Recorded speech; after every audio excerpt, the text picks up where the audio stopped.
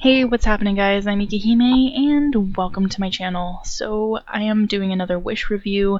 I have gotten a couple more of my things in the mail from Wish. I haven't gotten all of them yet, but I figured I'd just take these in bits and pieces as they arrive. So first up, I'm going to be reviewing the Deli watercolor pencils. I know it sounds like a stupid name and a place where you go to get your meats, but I promise you they are color pencils. It has these swatches on the back for what you're expected to get in there. Of course they are printed, so I would do these swatches yourself to confirm the colors because print and traditional don't always translate properly.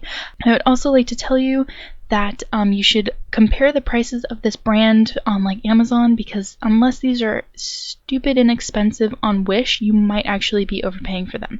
So that's definitely something to be looking out for if these are like listed in a mid-range price. But all of the pencils did come sharpened and they look, you know, really legit, really professional, and I have no complaints about the packaging. It feels very nice. It feels like a luxury brand.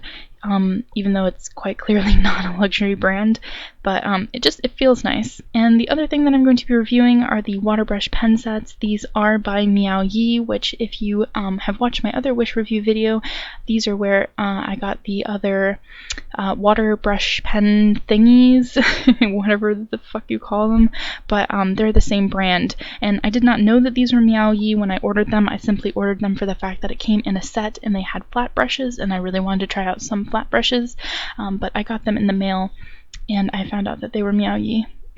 They do come in a very nice package.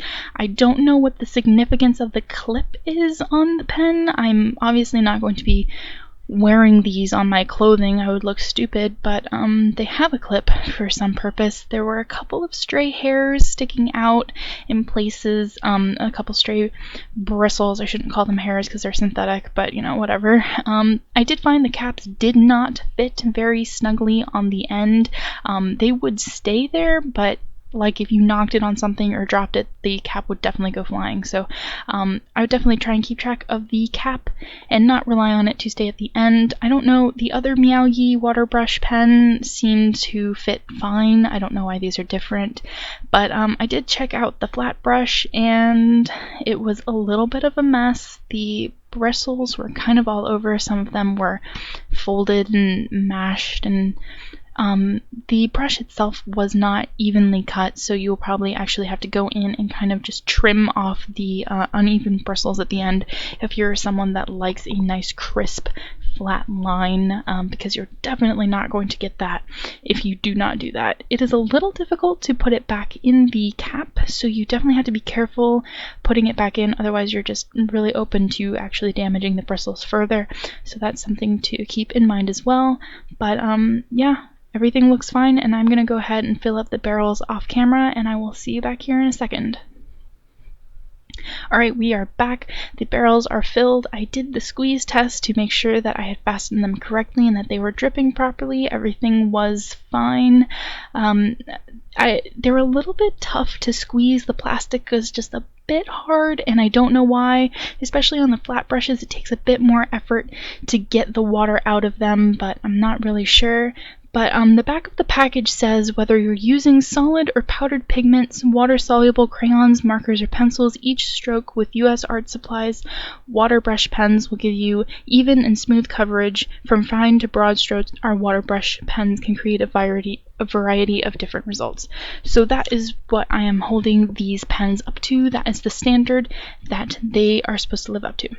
So I'm going to go ahead and do some swatches now. And let me just get those pencils out and we'll get right into it. They actually did come with a watercolor brush in the package itself. It is not what I would consider high quality by any means. It feels rather cheap. Honestly, just a few grades above like the Crayola watercolor brush that they give in the dollar store set.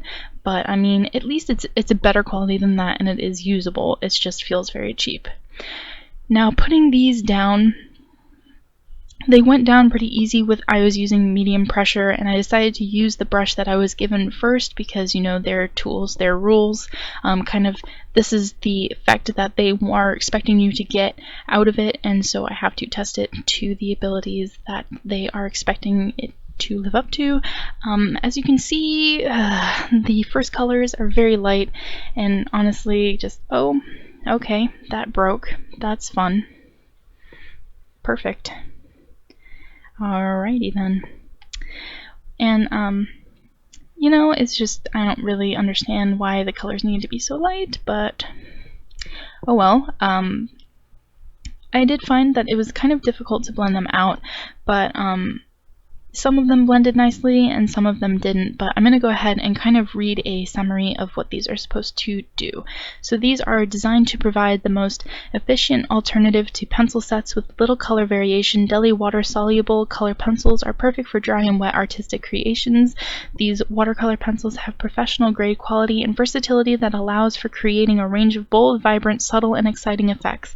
Manufactured from the combination of conventional watercolors with high pigment content, these pencils are perfect for wet or dry color blends.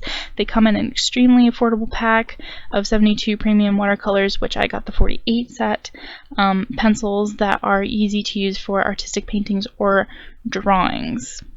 With this set, you can create intense colors, blend color, and create washes by dragging sponges or a damp piece of cloth over dry marks.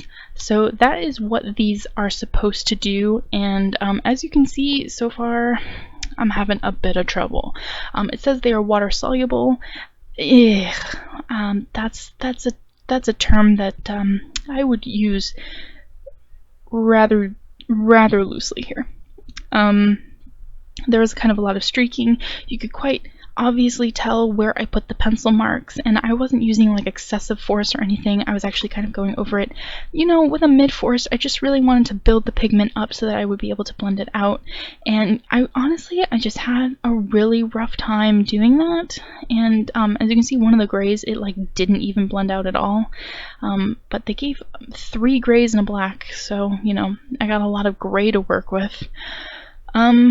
But yeah, the colors in general, they felt just very dull and not exciting, and definitely not vibrant like it pitched them to be.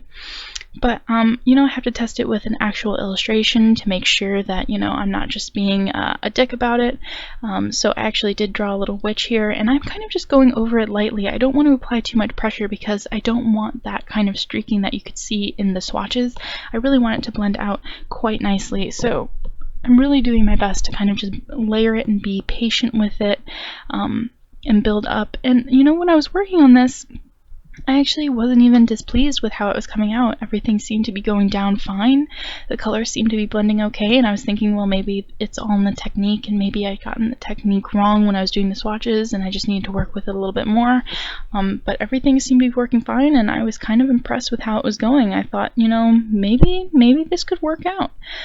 So I did go in with their brush a little bit here and there, but for the most part, I did use the Meow Yee water pens, which honestly, I have really no complaints with. They do pretty much exactly what I would expect them to do.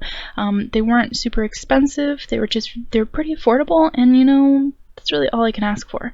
I wouldn't say they're the highest quality out there, obviously, but they did the job.